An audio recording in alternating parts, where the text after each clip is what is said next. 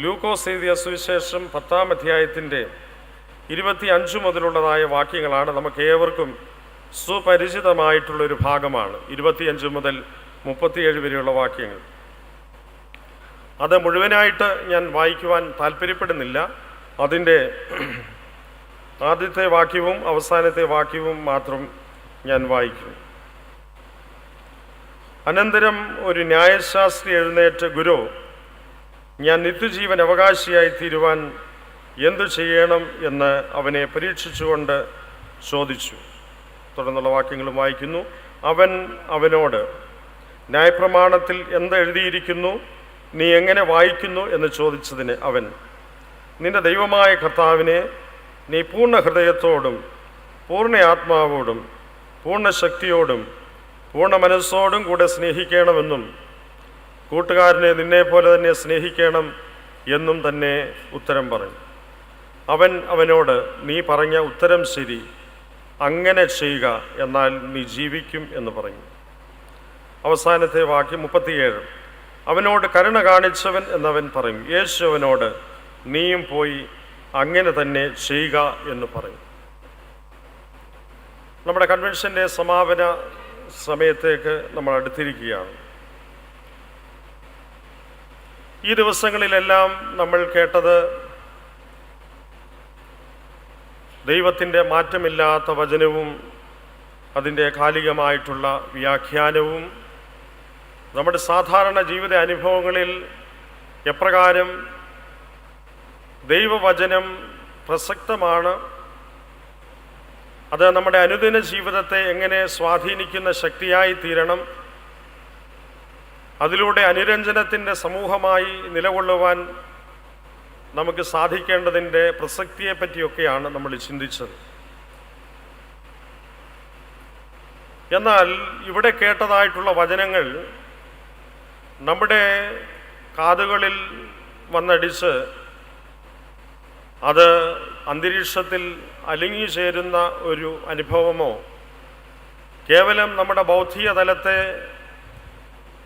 സ്വാധീനിച്ച് നമ്മുടെ ബുദ്ധിപരമായിട്ടുള്ള കേവലം ഒരു വ്യായാമത്തിൽ ഏർപ്പെട്ട് മടങ്ങിപ്പോകുന്ന അനുഭവമോ മാത്രമായി പോകാതെ ജീവിതത്തിൻ്റെ യാഥാർത്ഥ്യങ്ങളിലേക്ക് അവയെ എങ്ങനെ പ്രവൃത്തിപഥത്തിൽ കൊണ്ടുവരാം എന്നുള്ളതാണ് നമ്മൾ എല്ലാ കാലത്തും ചിന്തിക്കേണ്ടത്.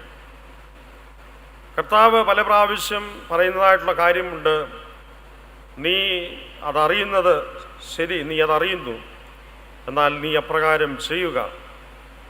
എൻ്റെ ഈ വചനങ്ങളെ കേട്ട് ചെയ്യുന്നവൻ പാറമേൽ അടിസ്ഥാനമിട്ട ബുദ്ധിയുള്ള മനുഷ്യനോട് തുല്യനാകും. കർത്താവിൻ്റെ വചനത്തെ അറിയാൻ പാടില്ലാത്തവരായി ഈ കൊട്ടാരക്കര ഭദ്രാസനത്തിൽ ഇവിടെ കൂടി വന്നിരിക്കുന്നവരിൽ ആരുമുണ്ട് എന്ന് ഞാൻ ചിന്തിക്കുന്നില്ല. ഈ വായിച്ചതായിട്ടുള്ള ഭാഗം നല്ല ശമരിയാക്കാരൻ്റെ ഉപമയും നമുക്ക് സുപരിചിതമായിട്ടുള്ള ഉപമയാണ്. കുഞ്ഞുങ്ങളൊക്കെ ഇവിടെ ഇരുന്ന് പ്രസംഗം കുറിക്കുന്നു എന്നറിയുന്നതിൽ വളരെ സന്തോഷമുണ്ട്. എൻ്റെ ജീവിതത്തിൻ്റെ ഒരു വലിയ സന്തോഷവും ആനന്ദവുമായിരുന്നു പ്രസംഗം കേട്ടാൽ കുറിക്കുക എന്നുള്ളത്. അഭിയൻ്റെ തീത്തോസ് തിരുമേനി പ്രസംഗം കഴിയുന്ന എന്നോട് ചോദിക്കും, എല്ലാം നോട്ട് ബുക്കിലായിട്ടുണ്ടല്ലോ എന്ന് പറയും. അതിപ്പോഴല്ല, നേരത്തെ ഉള്ള കാര്യമാണ്. ഇപ്പോഴൊക്കെ അങ്ങനെയുള്ള ഇതെല്ലാം കുറച്ച് കുറഞ്ഞിട്ടുണ്ട്.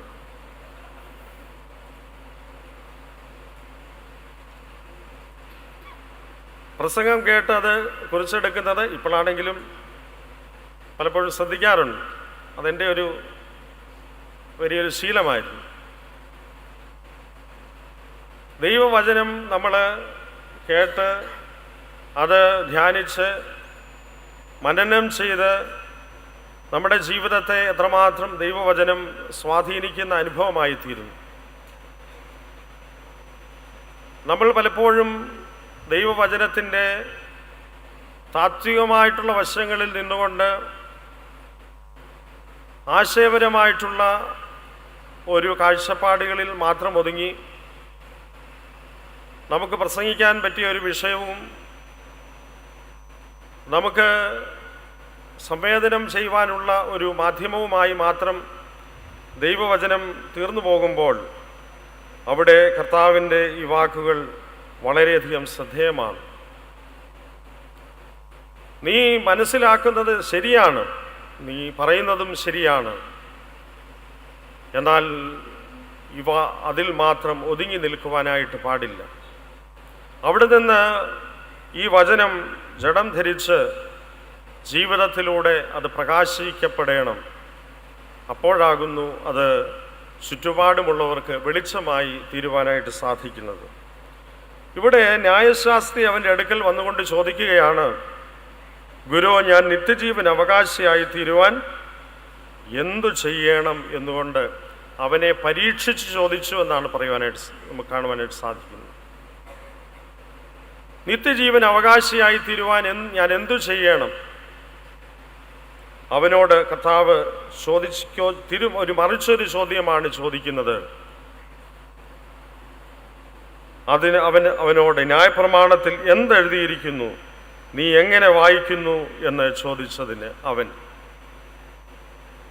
ന്യായശാസ്ത്രിയാണ് യേശുവിൻ്റെ മുൻപിൽ നിൽക്കുന്നത്. ആ ന്യായശാസ്ത്രിയോട് യേശു ചോദിക്കുകയാണ്, ന്യായപ്രമാണത്തിൽ എന്തെഴുതിയിരിക്കുന്നു, നീ എങ്ങനെ വായിക്കുന്നു?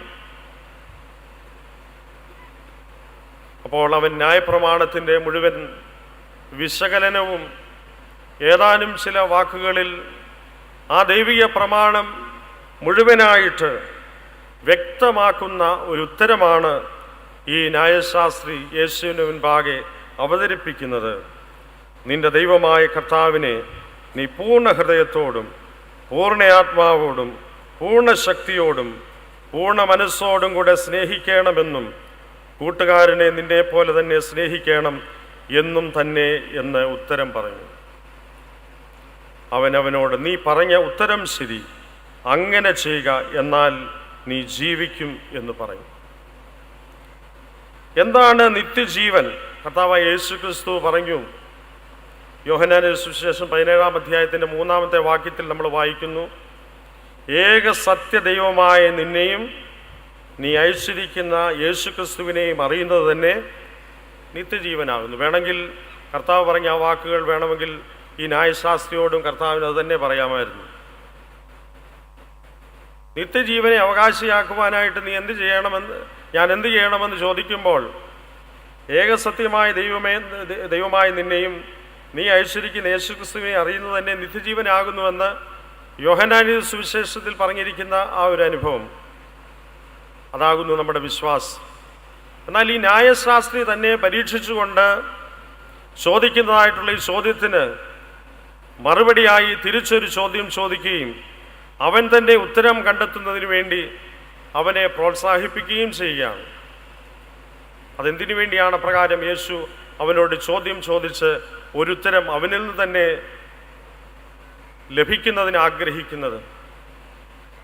അവൻ്റെ മനോഗതമറിയുകയും അവൻ്റെ താത്വികമായിട്ടുള്ള അറിവിൻ്റെ അനുഭവങ്ങളിൽ നിന്നുകൊണ്ട് അവൻ ഗ്രഹിക്കുന്നതും അറിയുന്നതും മനസ്സിലാക്കുന്നതും ശരിയാണെന്നുള്ളത് അഫേം ചെയ്യുക മാത്രമല്ല, അതിൻ്റെ യഥാർത്ഥത്തിൽ അതിൻ്റെ ആഴങ്ങളിലേക്കും അതിൻ്റെ പ്രായോഗികതയിലേക്കും അവനെ കൂട്ടിക്കൊണ്ടുപോകാനായിട്ട് യേശു കർത്താവ് ആഗ്രഹിക്കുകയാണ്.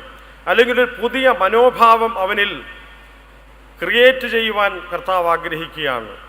അവൻ ഇത്രയും നാൾ ചിന്തിച്ചു വെച്ച അവൻ്റെ ഫ്രെയിം ഓഫ് തോട്ട്, അവൻ്റെ ആ ബോക്സിൽ നിന്നുകൊണ്ട്, അവൻ്റെ ചിന്താമണ്ഡലത്തിൻ്റെ ഒരു പരിധിയിൽ മാത്രം ഒതുങ്ങി നിന്നുകൊണ്ട് ഇതിനെ കാണുകയും മനസ്സിലാക്കുകയും ചെയ്തിരുന്ന ആ അനുഭവത്തിൽ നിന്ന് അവൻ്റെ മനസ്സിനെ കുറച്ചുകൂടെ വിശാലമാക്കുവാനും വ്യത്യസ്തമായ കാഴ്ചപ്പാട് അവന് ലഭിക്കുവാനും തന്നിൽ തന്നെ നീതീകരിക്കപ്പെടുന്ന അനുഭവത്തിൽ നിന്ന് തൻ്റെ പുറത്തേക്ക് തൻ്റെ ചിന്തയുടെ മണ്ഡലങ്ങളിൽ നിന്ന് കുറച്ചുകൂടെ ഒരു വിശാലതയുടെ അനുഭവത്തിലേക്ക് അവനെ നയിക്കുവാനും ആഗ്രഹിക്കുന്നതായ യേശുവിനെ അത്രേ ഇവിടെ നമുക്ക് കാണുവാനായിട്ട് സാധിക്കുന്നത്. അവനോട് പറയുന്നത്, നീ പറഞ്ഞത് ശരി തന്നെ, നീ അപ്രകാരം തന്നെ ചെയ്യുക. വളരെ ലളിതമായിട്ടുള്ള ഉത്തരം. അവനെ സംബന്ധിച്ചോളം വളരെ ലളിതമായിട്ടുള്ള ചോദ്യം, അവൻ അറിയുന്നതായിട്ടുള്ള ഉത്തരം. എന്നാൽ അവൻ്റെ ജീവിതത്തിൽ സംഭവിക്കുന്ന എന്താണെന്ന് ചോദിച്ചാൽ അവൻ അതിൻ്റെ ആപ്ലിക്കേഷൻ അറിയുന്നില്ല. അതെങ്ങനെ ജീവിതത്തിൽ പ്രാവർത്തികമാക്കണം എന്നുള്ളതിനെപ്പറ്റി അവന് ബോധ്യമില്ലാതെ പോകുന്നു. അവൻ സ്വയം നീതീകരിക്കുവാൻ ആഗ്രഹിക്കുന്നു. അവൻ ചോദിക്കുകയാണ്, എൻ്റെ കൂട്ടുകാരൻ ആർ എന്ന് ചോദിച്ചതിന് യേശു. അവിടെയാണ് കർത്താവ് ഈ അനുഗ്രഹീതമായ ഉപമ പറയുന്നത്. അവൻ്റെ കണ്ണ് തുറപ്പിക്കുന്നതിന് പര്യാപ്തമായിട്ടുള്ള വ്യത്യസ്തമായ കാഴ്ചപ്പാടിൽ അവനെ കൂട്ടിക്കൊണ്ടുപോകാൻ ആഗ്രഹിക്കുന്ന ഒരു അനുഭവത്തിലേക്ക് നയിക്കുകയാണ്.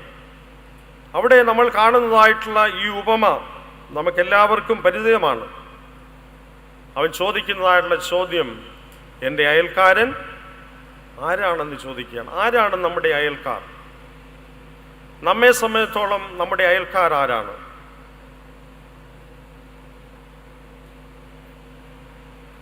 നമ്മളുടെ ഇഷ്ടങ്ങളും നമ്മുടെ ചിന്താഗതികളും അതിനോടൊത്ത് ജീവിക്കുന്നവർ, ഒത്തിണങ്ങിപ്പോകുന്നവർ, നമ്മുടെ പ്രത്യേക തലങ്ങളിൽ, നമ്മുടെ ഗ്രൂപ്പുകളിൽ നമ്മോട് ചേർന്ന് സഹകരിച്ച് പോകുന്ന ആളുകൾ, നമുക്ക് അധികം പരിക്കൊന്നും ഏൽപ്പിക്കാത്ത ഇടങ്ങൾ, നമുക്ക് അസ്വസ്ഥതകൾ സൃഷ്ടിക്കാത്തതായിട്ടുള്ള മേഖലകൾ, ഇതൊക്കെയാണ് ഒരു പക്ഷെങ്കിൽ നമ്മെ സംബന്ധിച്ച് നമ്മളുടെ അയൽപക്കങ്ങൾ എന്ന് പറയുന്നത്. അത് മനുഷ്യൻ്റെ സ്വാഭാവികമായിട്ടുള്ള ഒരു നാച്ചുറൽ ഇൻസ്റ്റിങ്ക്റ്റിൽ നിന്ന് വരുന്നതായിട്ടുള്ള അനുഭവങ്ങളാകുന്നു. എനിക്ക് അയൽക്കാരനാകാമെന്ന് ചോദിച്ചാൽ എൻ്റെ സഹായത്തിനും എനിക്കെപ്പോഴും കൂടെ നിൽക്കുന്നതായിട്ടുള്ള ഒരു വ്യക്തി, അല്ലെങ്കിൽ എനിക്ക് കംഫർട്ടബിളായിട്ടുള്ള ഒരു വ്യക്തിയാണ് എനിക്ക് അയൽക്കാരൻ. ന്യായശാസ്ത്രിയെ സംബന്ധിച്ചും അവൻ്റെ കാഴ്ചപ്പാടുകൾ അപ്രകാരം മാത്രമാണ്. അവൻ്റെ യഹൂദ മതം, അവൻ്റെ യഹൂദ കാഴ്ചപ്പാടുകൾ, അതിൽ ഒതുങ്ങി നിൽക്കുന്നതായ ഒരു അയൽപക്ക ധാരണയാണ് ഉണ്ടായിരുന്നത്. എന്നാൽ അതിൻ്റെ അപ്പുറത്തേക്ക് അവനെ ചിന്തിക്കുവാനായിട്ട് പ്രേരിപ്പിക്കുന്നതായിട്ടുള്ള കർത്താവിനെ നമുക്കിവിടെ കണ്ടെത്തുവാനായിട്ട് കഴിയും. മറ്റുള്ള മനുഷ്യരെ അവരുടെ കണ്ണുകളിലൂടെ കാണുവാനുള്ള ഒരു കഴിവാണ് നമുക്ക് ആവശ്യമായിരിക്കുന്നത്. അവനെ അവൻ്റെ ദൃഷ്ടിയിലൂടെ നോക്കിക്കാണുവാനുള്ള ഒരു കണ്ണ് നമുക്കുണ്ടാകുന്നതിലൂടെയാണ് യഥാർത്ഥത്തിലുള്ള നമ്മുടെ അയൽപക്കങ്ങളെ പറ്റിയുള്ള കാഴ്ചപ്പാട് നമുക്ക് വിശാലമാകുന്നത്. കർത്താവ് പറഞ്ഞിട്ടുണ്ട്, നിങ്ങളോട് നന്മ ചെയ്യുന്നവരോട് മാത്രം നിങ്ങൾ നന്മ ചെയ്താൽ നിങ്ങൾ എന്ത് ഗുണമാണ് ചെയ്യുന്നത്? പാപികളും അങ്ങനെ തന്നെ ചെയ്യുന്നുവല്ലോ. അതിനകത്ത് വലിയ അസാധാരണതയൊന്നുമില്ല. അതൊക്കെ സാധാരണ കാര്യങ്ങൾ മാത്രമാണ്. ഇന്ന് വിശ്വാസ സമൂഹമായിരിക്കുന്ന നമ്മൾ ചെയ്യുന്നതും പ്രവർത്തിക്കുന്നതുമൊക്കെ വെറും സാധാരണ ആളുകൾ ചെയ്യാവുന്നതും സാധിക്കാവുന്നതുമായിട്ടുള്ള കാര്യങ്ങളാണെങ്കിൽ നമ്മൾ എന്ത് വിശേഷതയാണ് ചെയ്യുന്നത്? എന്നാൽ ക്രിസ്തു നമ്മോട് ആവശ്യപ്പെടുന്നത് നമ്മുടെ ചിന്താമണ്ഡലത്തിൽ നിന്ന് ഒരു അല്പം വ്യത്യസ്തമായി ചിന്തിക്കുവാൻ നമ്മോട് ആവശ്യപ്പെടുകയാണ്. ആരാണ് ഒരു നല്ല അയൽക്കാരൻ എന്നുള്ളതായ അവൻ്റെ ചോദ്യത്തിന് കർത്താവ് ഒരു നല്ല അയൽക്കാരനെ ചൂണ്ടിക്കാണിക്കുകയല്ലായിരുന്നു ചെയ്തത്. പിന്നെയോ ആ ഉപമയിലൂടെ നീ മറ്റുള്ള ഒരാളിന് എങ്ങനെ ഒരു നല്ല അയൽക്കാരനായി തീരാം എന്നുള്ളതാണ് കർത്താവ് ഈ ഉപമയിലൂടെ പറയുവാനായിട്ട് ആഗ്രഹിക്കുന്നത്. നിന്റെ നല്ല അയൽക്കാരൻ ആരാണ് എന്ന് ചോദിക്കുമ്പോൾ ആരെയെങ്കിലും ചൂണ്ടിക്കാട്ടി അല്ലെങ്കിൽ ഇങ്ങനെയുള്ള ആളുകൾ നിന്റെ നല്ല അയൽക്കാരായി തീരാൻ നിനക്ക് നല്ല അയൽക്കാരാകാവുന്ന ആളുകളാണ് എന്ന് പറയുകയല്ല. പിന്നെയോ എങ്ങനെയാണ് ഒരു നല്ല അയൽക്കാരനായി നമ്മെ തന്നെ കണ്ടെത്തുവാനായിട്ട് സാധിക്കുന്നു. അല്ലെങ്കിൽ മറ്റൊരാളിനെ ഏത് രീതിയിലാണ് നമ്മൾ കാണുവാനായിട്ട് ആഗ്രഹിക്കുന്നത്? ഒരു നല്ല അയൽക്കാരൻ എന്നുള്ളതായ ആ ഒരു അനുഭവം അത് ജീവിതത്തിലൂടെ നമുക്കെങ്ങനെ പ്രൂവ് ചെയ്യുവാനായിട്ട് സാധിക്കും? എങ്ങനെ സ്ഥാപിച്ചെടുക്കുവാനായിട്ട് സാധിക്കും? ഇതെൻ്റെ നല്ല അയൽക്കാരനാണെന്നും ഞാൻ മറ്റുള്ള ഒരാളിന് നല്ല അയൽക്കാരനാണ് എന്നുള്ളതും ജീവിതത്തിലൂടെ സ്ഥാപിച്ചെടുക്കേണ്ടിയിരിക്കും. പല കാര്യങ്ങളും നമ്മൾ പറയും, എനിക്കത് പ്രൂവ് ചെയ്യേണ്ട കാര്യമില്ലെന്ന് പറയും. എന്നാൽ ചില കാര്യങ്ങൾ നമ്മൾ ജീവിതത്തിൽ പ്രൂവ് ചെയ്തെങ്കിൽ മാത്രമേ സാധിക്കൂ. നല്ല ഒരു അയൽക്കാരനാണെന്നുള്ളത്, നല്ല ഒരു അയൽക്കാരിയാണെന്നുള്ളത് നമ്മുടെ ജീവിതത്തിലൂടെ സ്ഥാപിച്ചെടുക്കേണ്ടതായിട്ടുള്ള വസ്തുതയാണ്. നല്ലൊരു മാർത്തോമാക്കാരനാണ്, നല്ലൊരു വിശ്വാസിയാണെന്നുള്ളത് നമ്മുടെ ജീവിതത്തിലൂടെ കാണിച്ചു കൊടുക്കേണ്ട ഒരു അനുഭവമാണ്. അത് പ്രവൃത്തിയിലൂടെ മാത്രമേ ഈ ഒരു അനുഭവത്തെ സ്ഥാപിച്ചെടുക്കുവാനായിട്ട് സാധിക്കൂ.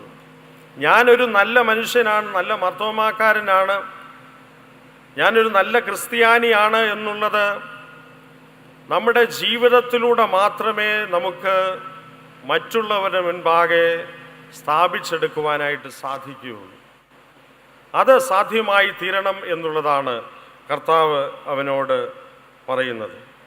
ഇവിടെ ഒരു നല്ല അയൽക്കാരനെ പറ്റി പറയുന്നത്, അവൻ ആവശ്യത്തിലിരുന്ന ഒരു വ്യക്തിക്ക് തന്നെ ഒരു നല്ല അയൽക്കാരനാക്കി സ്ഥാപിച്ചെടുക്കുന്നു, അല്ലെങ്കിൽ ഒരു നല്ല അയൽക്കാരനായിട്ട് തന്നെ പരിചയപ്പെടുത്തുന്നു. എങ്ങനെയാണ്?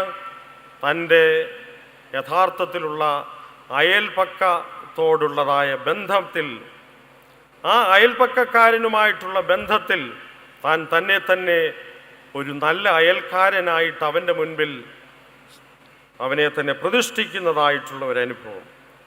ആ ഉത്തരം അവനെ കൊണ്ട് തന്നെ പറയിക്കുന്നു ഈ ഉപമയിലൂടെ കർത്താവ്. എന്നാൽ അവൻ അപ്പോഴും പറയുന്നത് എന്താണ്? ശമരിയാക്കാരൻ എന്ന് പറയുന്നില്ല. അവിടെ വന്ന് ഇവന് വേണ്ടതായിട്ടുള്ള സഹായം ആരാണപ്പോൾ ഈ മൂന്ന് പേരിൽ ഏവൻ കൂട്ടുകാരനായി തീർന്നു എന്ന് നിനക്ക് തോന്നിച്ചു എന്ന് ചോദിച്ചപ്പോൾ അവൻ പറഞ്ഞ ഉത്തരം എന്താണ്? 37-ാമത്തെ വാക്യത്തിൽ പറയുന്നു, അവനോട് കരുണ കാണിച്ചവൻ തന്നെ എന്നാണ് പറയുന്നത്.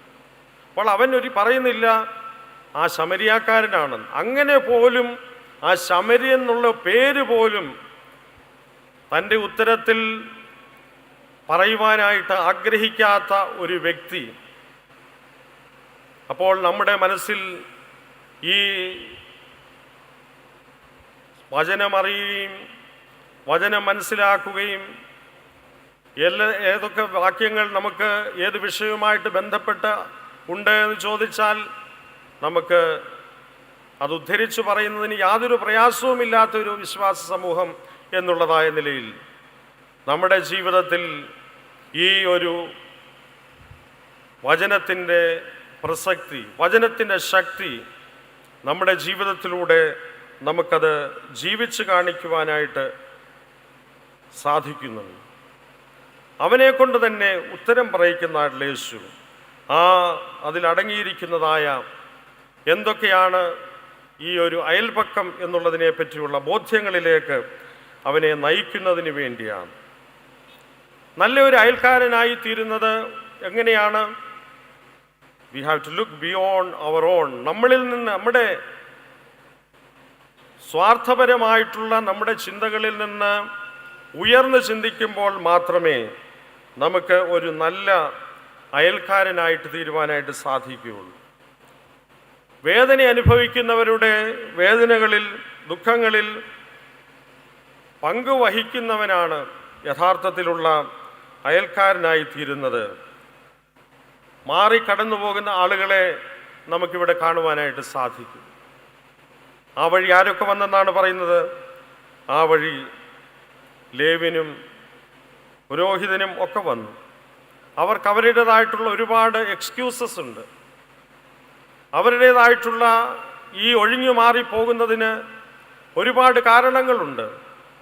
അവരുടേതായിട്ടുള്ള റീസൺസ് അവരെ സംബന്ധിച്ചോളം ശരിയാണ്, പ്രസക്തമാണെന്നുള്ളതിന് യാതൊരു സംശയമില്ല. എന്നാൽ നന്മ ചെയ്യുന്നതിനുള്ള പ്രേരണ അവർക്ക് നഷ്ടപ്പെട്ടു പോകുന്നു എന്നുള്ളതാണ് നമുക്ക് കണ്ടെത്തുവാനായിട്ട് സാധിക്കുന്നത്. ഈ ഒരു അനുഭവം എന്തുകൊണ്ടാണ്? തങ്ങളിൽ തന്നെ കേന്ദ്രീകരിച്ചുകൊണ്ടുള്ള ഒരു ജീവിതം,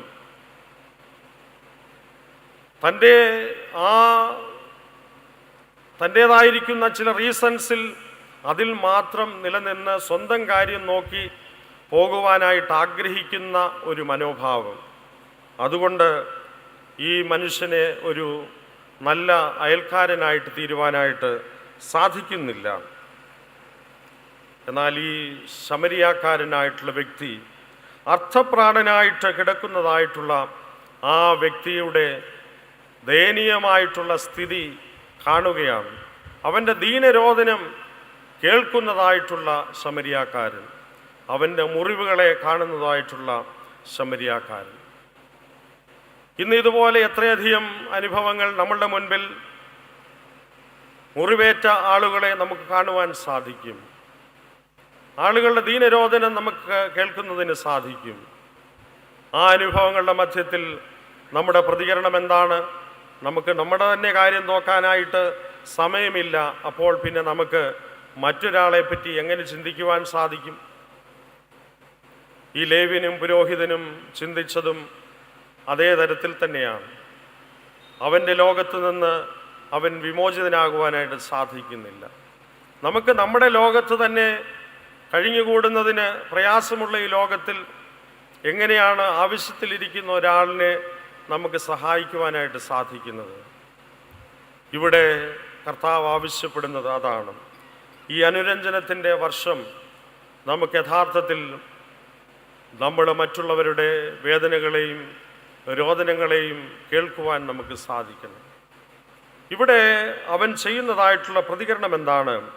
ആദ്യമേ തന്നെ അവൻ്റെ മുറിവുകളിൽ എണ്ണയും വീഞ്ഞും പകർന്ന് അവൻ്റെ മുറിവുകളെ കെട്ടി എന്നാണ് നമുക്ക് കാണുവാനായിട്ട് സാധിക്കുന്നത്.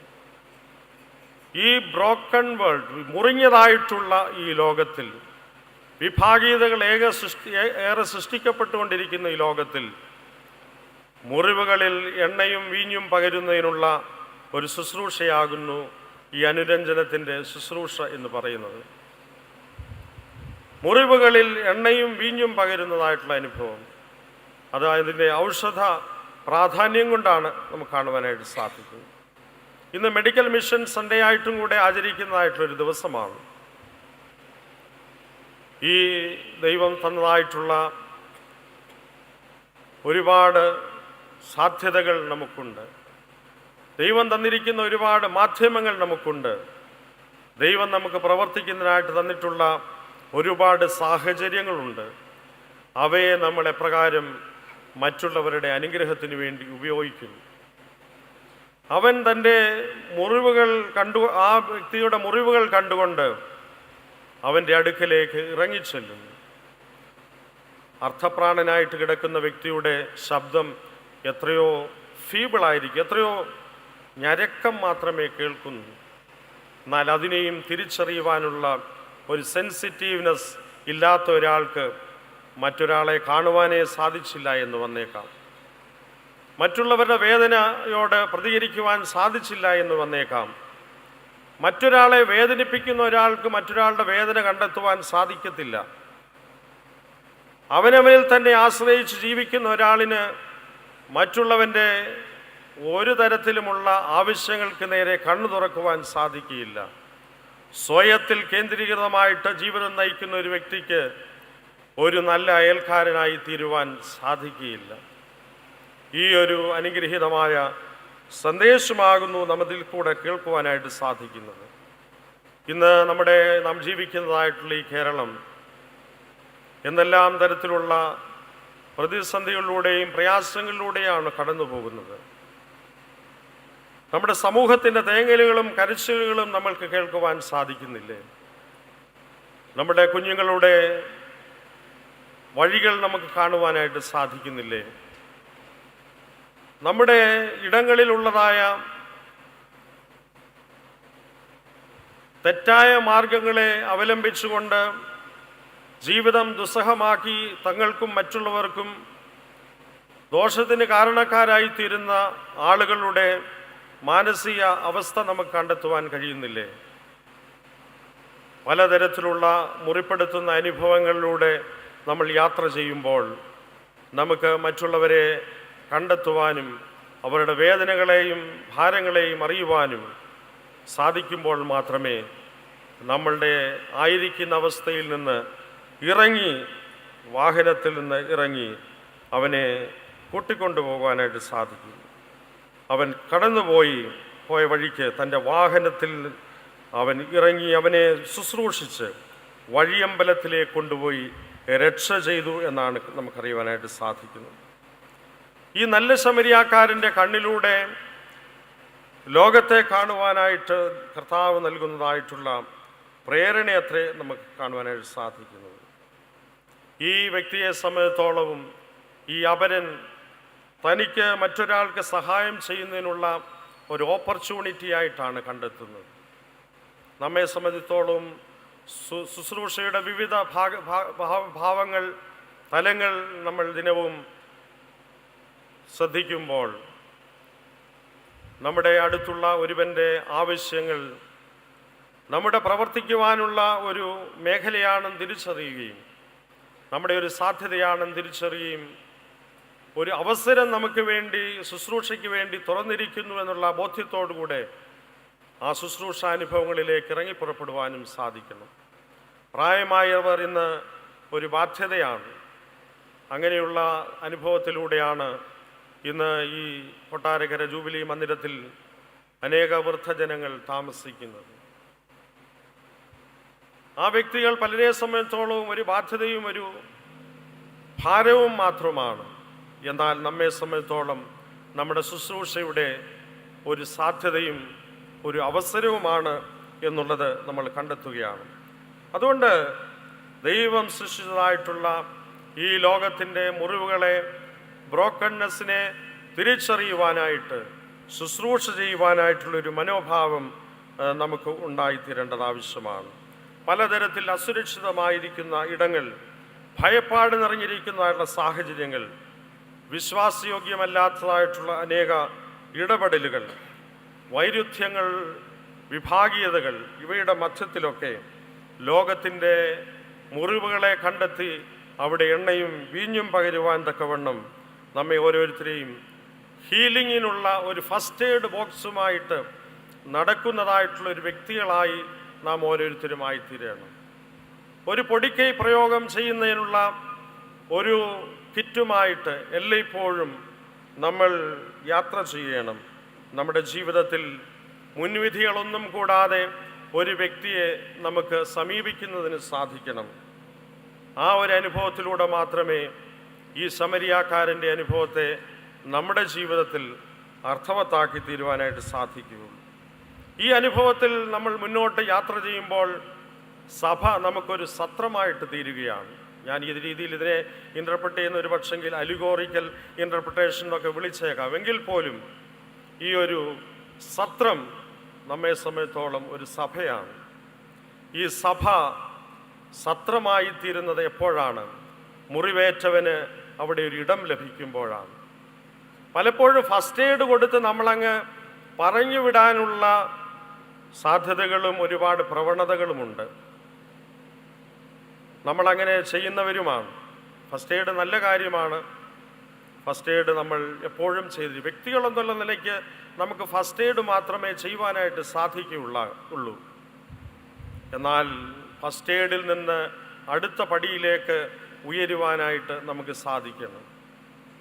സഭ ഒരു സത്രമായി തീരണം. അവിടെ മുറിവേറ്റവനെ ഒരു മുൻവിധിയും കൂടാതെ വണ്ണം സ്വീകരിക്കുന്ന ഇടമായിട്ട് തീരണം.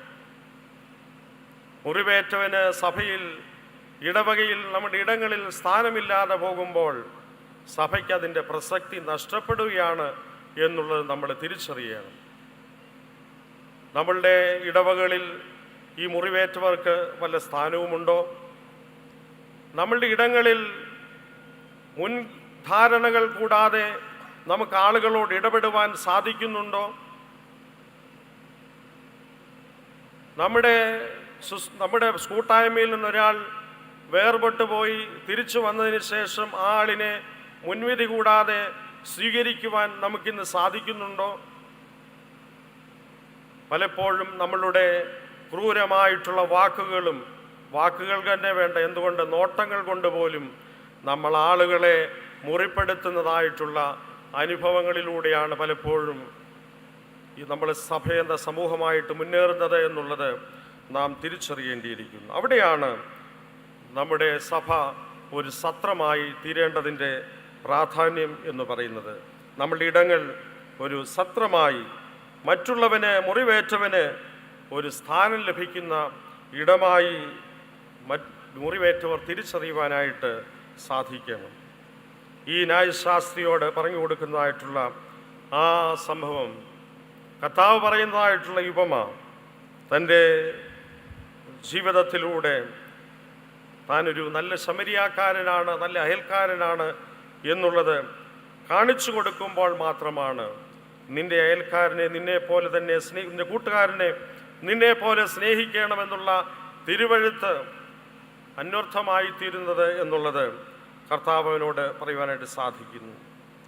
ശത്രുതയിലൂടെ ഇന്നത്തെ ലോകത്തിൽ നമ്മൾ കാണുന്നതായിട്ടുള്ള ഈ ന്യായപ്രമാണ ശാസ്ത്രിയുടെ മനോഭാവം, ശമരിയാക്കാരെന്ന് പോലും പറയുവാൻ കൂട്ടാക്കാത്തതായിട്ടുള്ള അവൻ്റെ മനോഭാവം,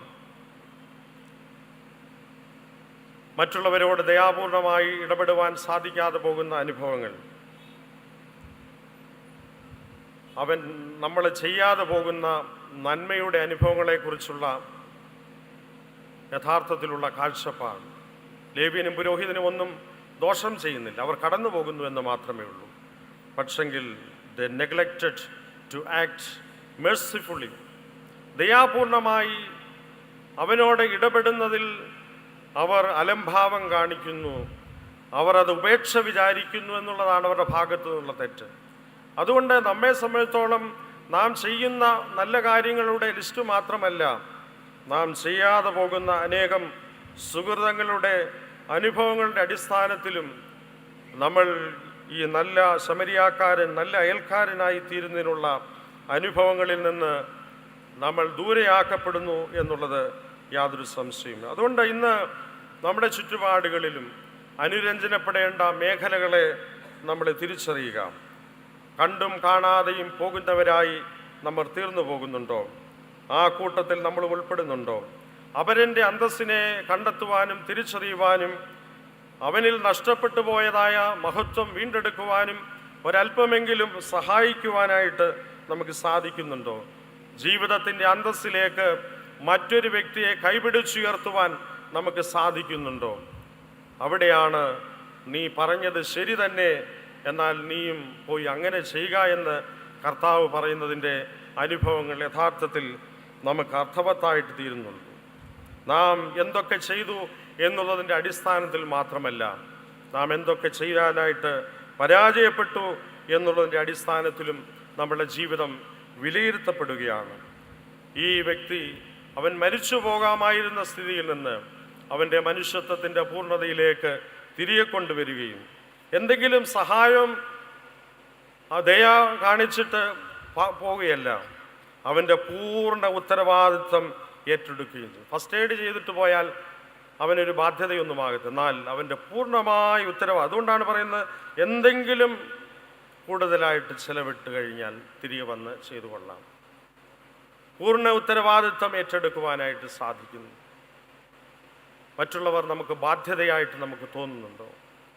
മറ്റുള്ളവരുടെ വീണ്ടെടുപ്പിന് വേണ്ടി പൂർണ്ണ ഉത്തരവാദിത്വം ഏറ്റെടുത്ത് മറ്റുള്ളവരെ കൈപിടിച്ചുയർത്തുവാൻ നമുക്ക് സാധിക്കുന്നുണ്ടോ? ഈ മുറിഞ്ഞ ലോകത്തിൽ നമ്മളെ കണ്ണ് തുറപ്പിക്കുവാൻ കർത്താവിൻ്റെ ഉപമ നമുക്കിന്നും ആഹ്വാനം നൽകുകയാണ്. നമ്മുടെ ദൃഷ്ടിയുടെ തലങ്ങൾ ദൂരവ്യാപകമായിട്ടുള്ള അനുഭവങ്ങളെ ദർശിക്കുവാനായിട്ട് സാധിക്കണം. നമ്മുടെ ചില ബോക്സിൽ ഫ്രെയിം വർക്കിൽ നിന്നുകൊണ്ട് മാത്രം കാര്യങ്ങളെ കാണുവാനായിട്ട് ശ്രമിക്കാതെ അതിനപ്പുറത്തേക്കുള്ള ഒരു വളർച്ച വിശ്വാസ ജീവിതത്തിൽ നമുക്ക് ആവശ്യമാണ്. എന്താണ് നമ്മളെപ്പറ്റി ദൈവം തമ്പുരാൻ ആഗ്രഹിക്കുന്നത്? എന്ന് നമ്മൾ യഥാർത്ഥമായി ചിന്തിച്ച് മനസ്സിലാക്കേണ്ടത് ആവശ്യമാണ്. മദർ തെരേസ പറഞ്ഞ ഒരു കൊട്ടേഷൻ, ഒരു ലോങ് കൊട്ടേഷനാണ്, അത് പറഞ്ഞ് ഞാൻ അവസാനിപ്പിക്കാം. People are often unreasonable and self centred, forgive them anyway. If you are kind, people may accuse you of ulterior motives. Be kind anyway. If you are honest, people may cheat you. Be honest anyway. If you find happiness, people may be jealous.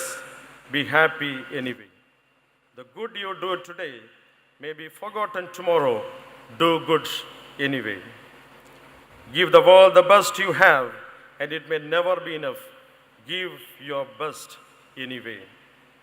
For you see, in the end, it is between you and God. It was never between you and them anyway. അതുകൊണ്ട് നാമും ദൈവവുമായിട്ടുള്ള ബന്ധത്തിലാകുന്നു നാം ചെയ്യുന്ന ശുശ്രൂഷ എന്നൊക്കെ മനസ്സിലാക്കുക. ചിലപ്പോൾ മറ്റുള്ളവർക്ക് നമ്മൾ ഒരു കാരുണ്യം ചെയ്താൽ മുതലെടുക്കാനായുള്ള സാധ്യതയുണ്ട്. മറ്റുള്ളവരെ സഹായിച്ചാൽ പോലും ഇന്നത്തെ കാലത്ത് അത് ചിലപ്പോൾ നമുക്ക് തന്നെ ദോഷമായി ഭവിക്കാവുന്നൊരു ലോകമായിരിക്കാം. എന്നാലും ലോകത്തിന് നന്മ ചെയ്തുകൊണ്ടേയിരിക്കുക. ഈ സ്വാർത്ഥത നിറഞ്ഞ ലോകത്തിൽ നമ്മൾ പേരും പ്രശസ്തിക്കും വേണ്ടിയാണ് ചെയ്യുന്നതെന്നൊക്കെ പലരും ചിന്തിച്ചേക്കാം. എങ്കിലും എല്ലാവിധത്തിലും മറ്റുള്ളവർക്ക് നന്മ ചെയ്തുകൊണ്ടിരിക്കുക. ഈ അനുഭവങ്ങളിലൂടെ നമ്മൾ കടന്നു പോകുമ്പോൾ സഭയുടെ ശുശ്രൂഷാ മേഖലകളിൽ, നല്ല ശമരിയാക്കാരൻ്റെ ശുശ്രൂഷാ മേഖലകളിലൂടെ ജീവിതം മുന്നോട്ട് നയിക്കുമ്പോൾ ഐക്യപ്പെടേണ്ടതും അനുരഞ്ജനപ്പെടേണ്ടതുമായിട്ടുള്ള മേഖലകളെ കണ്ടെത്തി നമ്മുടെ മനോഭാവങ്ങളെ കൂടുതൽ നമുക്ക് വിശാലമാക്കാം. ദൈവ സാന്നിധ്യം അനുഭവിച്ചുകൊണ്ട് ഈ ലോകത്തിൽ ജീവിക്കാം. നീയും പോയി അങ്ങനെ തന്നെ ചെയ്യുക എന്ന കർത്താവിൻ്റെ വാക്കുകൾ നമുക്ക് ഏവർക്കും ധൈര്യവും ശക്തിയും പകരട്ടെ. ദൈവം തൻ്റെ പരിശുദ്ധാത്മാവിനാൽ നമ്മെ ഓരോരുത്തരെയും വഴി നടത്തുമാറാകട്ടെ.